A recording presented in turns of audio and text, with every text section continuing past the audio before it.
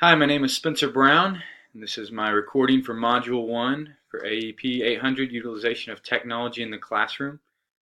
I'd first like to introduce myself as a husband and father. Above me you see a family picture from this spring when we completed a global 6K walk for water through World Vision.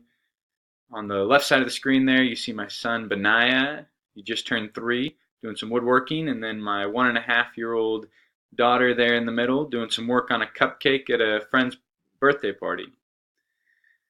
Professionally, I was a high school math teacher at Jayhawk Lynn High School in Mound City, Kansas. It's a small 3A high school. It kind of jumps back and forth there at the bottom of 3A. There I was also a football and track coach while I worked there. A couple years ago, I transitioned into a role as a Kansas MTSS state trainer. We work with school districts across the state to implement structures and supports and MTSS for reading, math, and behavior social, as well as structures for the system itself. Implications and impacts of technology have been very far-reaching in the classroom. One of the biggest things to keep in mind is the idea that technology is meant to be a tool for learning, not the learning itself, and certainly not used to replace the learning. I like the way that the standard is written when it explains that they're looking for technology for improved classroom instruction, student achievement, and continuous school improvement. Technology has impacted teaching in a way and the ability to differentiate for individual students like almost nothing has previously. It's given us the opportunity to self-paced learning, what tools are available for what students, and it gives that opportunity for just-in-time learning, kind of that common flipped classroom model where a student can go back and re-look at a lesson and make sure that they're doing their homework or whatever they may be working on appropriately. Formative data is another huge implication of technology. The idea of universal screening, administering mastery assignments that force students to get them correct in order to move on, collecting real-time data and your exit tasks or your checks for understanding during class. All these areas have just been monumentally changed because of the use of technology and changed for the better. Really, they've given us the opportunity to work smarter, not harder, so we're able to collect data in an efficient and effective way in real time.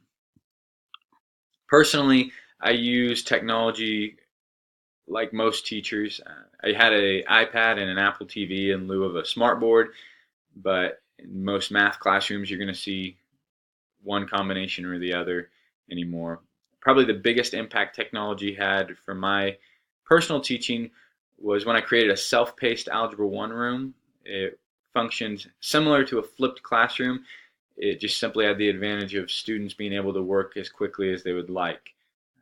If a student worked through Chapter 3 and was ready to take that exam a week before the rest of the class, that was okay. And if a student needed to take longer in Chapter 3, that was okay as well. I just set up a minimal pace that students had to adhere to, and you could work as far ahead of that as you'd like. It worked tremendously for that particular class. Their performance in the class as well as on outside measures was tremendous, ACT and state assessment. However, I only did it 1 year, so it's hard to really verify that its effectiveness. And also the class I did it with was a very high performing class to begin with, so that could have skewed the data. So I can't with 100% certainty talk about the effectiveness of it.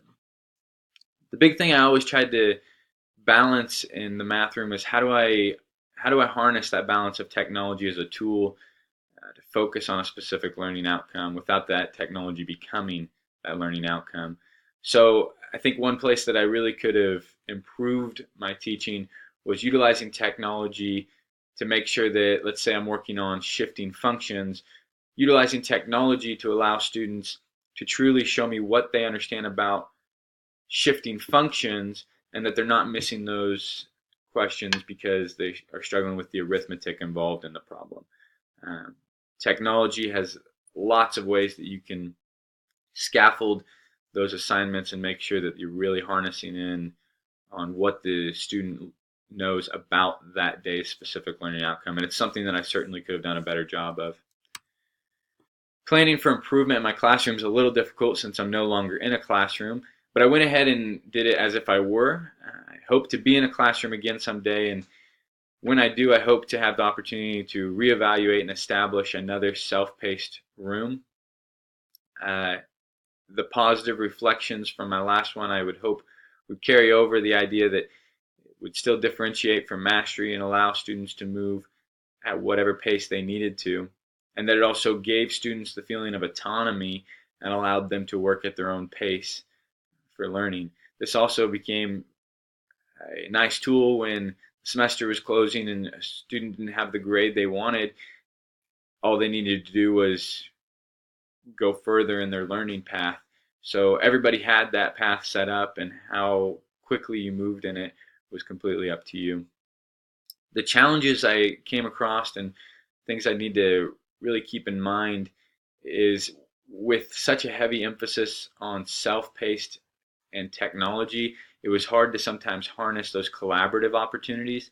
So I would need to figure out ways to have opportunities for students to work together regardless of where they're at in the curriculum, to work on some of those success skills. I also would need to work on, I'd like to work harder on the goal setting and self-regulation piece of this.